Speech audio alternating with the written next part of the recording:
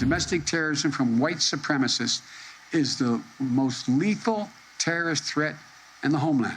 The most dangerous terrorist threat to our homeland is white supremacy. President Biden's longtime claims under new scrutiny in the wake of that horrific New Orleans attack. As critics argue, the president has downplayed the ISIS threat and put an outsized focus on white supremacy concerns. Joining me now, Washington Congressman Adam Smith. Thank you very much, Congressman, for being here this morning. Well, thanks for having me. I appreciate the chance. Thank you.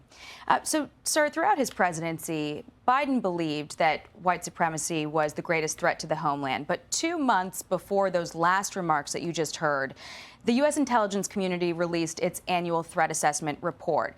It painted a much different picture. The document mentions Russia 98 times, China 93 times, Iran 46 times, North Korea 25 times. There were 15 mentions of racially motivated violent extremism, but white supremacy was mentioned only once.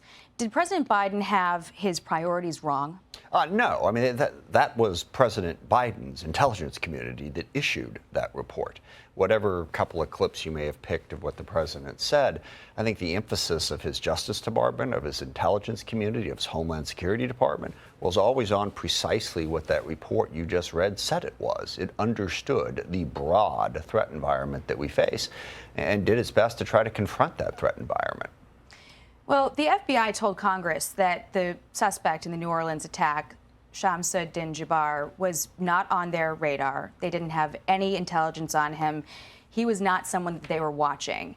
Do you believe at all that the president's belief that white supremacy is the greatest threat to the homeland impacted directives that were sent down to federal agencies? I don't. I mean, look, this was an individual, okay, who had no links, no public links to ISIS. He was radicalized just in the space of the last 9 months, primarily by stuff that had happened in his 9 months is a long time. Right. So, but he wasn't publishing, didn't join a group. Look, I don't believe this at all. Look, there was a terrorist attack when Trump was president by a radicalized Islamic terrorist in Florida at a military base. Okay, do I believe that Trump wasn't paying attention? No. What I hope this makes clear to the incoming Trump administration is the depth of the threats that we face from a variety of different radical organizations. Again, all outlined in that report that you read from Biden's intelligence services, saying we got threats from a whole bunch of different places, and also the lone wolf attack, which has been talked about a long time, an individual who isn't on anyone's radar.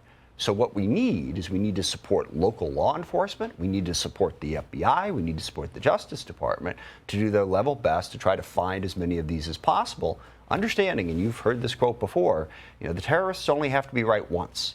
That's the huge challenge that we face. I hope we'll come together as a country to meet that challenge and not try to turn it into a ridiculous partisan argument based on who's the president. It happened under Trump. It happened under Biden. Let's work together to try to make sure that it doesn't happen again.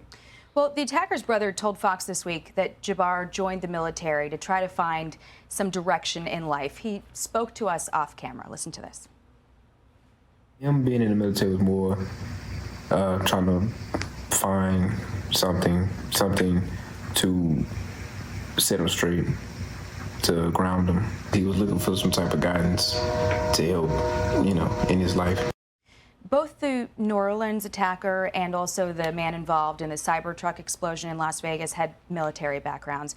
You're the top Democrat on the Armed Services Committee.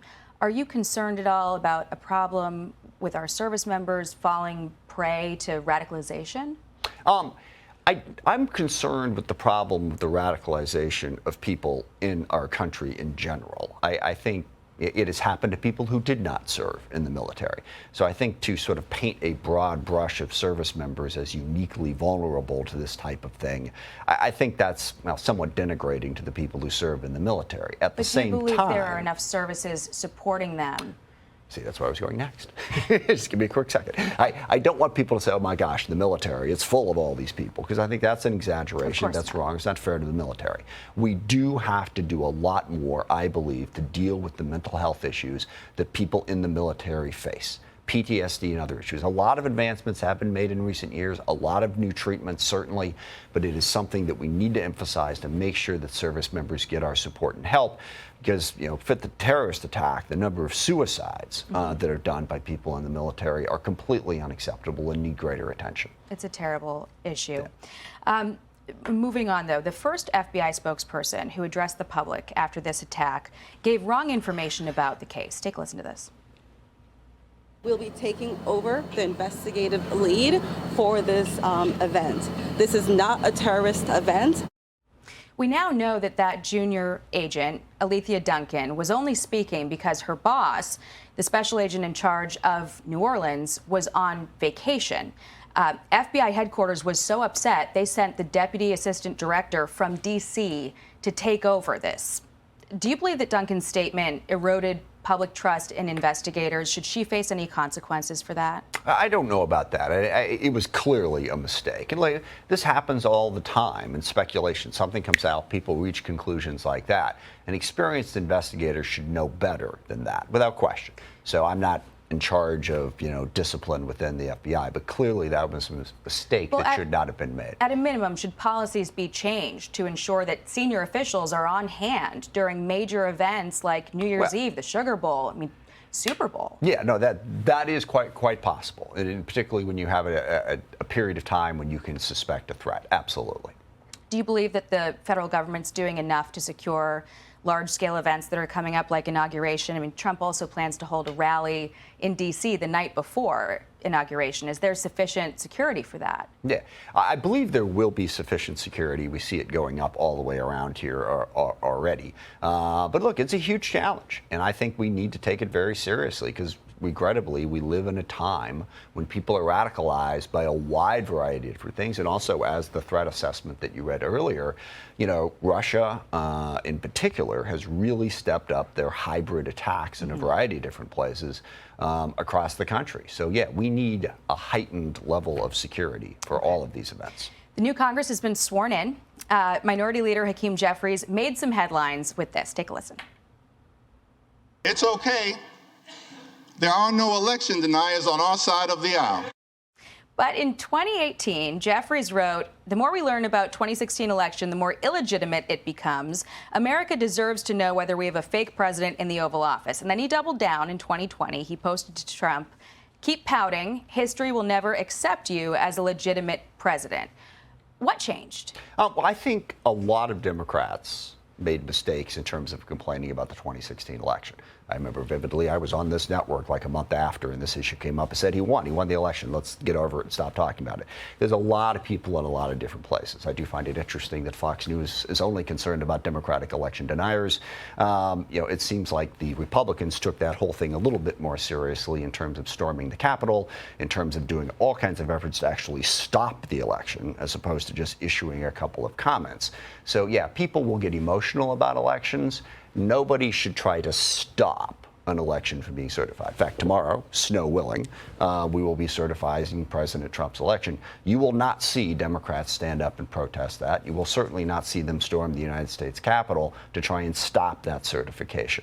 We accept the election of President Trump, and we will do our best to work with him going forward. Well, I would argue that this network covered all sorts of election deniers across the spectrum. But do you expect any of your colleagues to put up any challenges tomorrow when the election is certified? I don't know. There's a lot of us. I don't think so.